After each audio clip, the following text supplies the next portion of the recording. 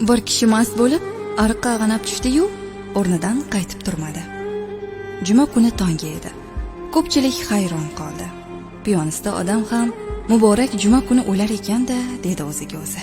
Mulla ham jirg'anib janoza namozini o'qigandan so'ng ahli jamoaga qarab, bu inson orqasidan yomon gapirish bizga farz emas. Ammo ibrat bo'lishi uchun biz uni qo'shni qishloqdagi eski qabristonga ko'mamiz. Bizning qabristonda hoji bobo-yu momolar yotibdi. Ularning orasiga boshdan oyoq gunohga botgan kimsani qo'ysak, o'tganlarning qarg'ishiga qolamiz dedi.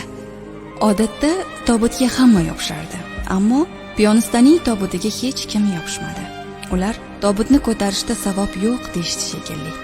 Tobutni o'lgan kishining 4 ta ulfati yelkalab ketdi. Ular marhumni ulug'lar edilar. Qo'shni qishloqdan o'tishda to'satdan tobut ichidan ovoz keldi. 4 kishi qo'rquvdan dong qotib qoldi. Shunda bir chol paydo bo'libdi. U oppoq kiyingan va boshiga oq salla o'rab olgan ekan. Nimaga to'xtadinglar?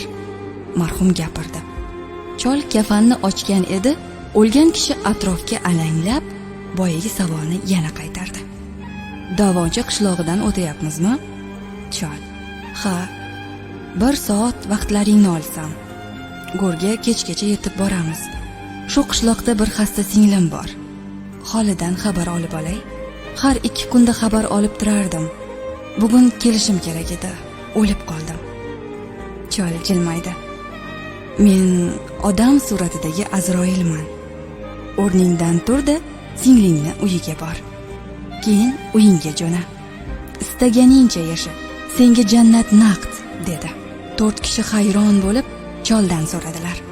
"Jannat naqdmi?" "Ha, opa singlisining holidan xabar olib turgan kishiga Xudo jannatni naqd qilib qo'yibdi. U kim bo'lishidan qat'iy nazar."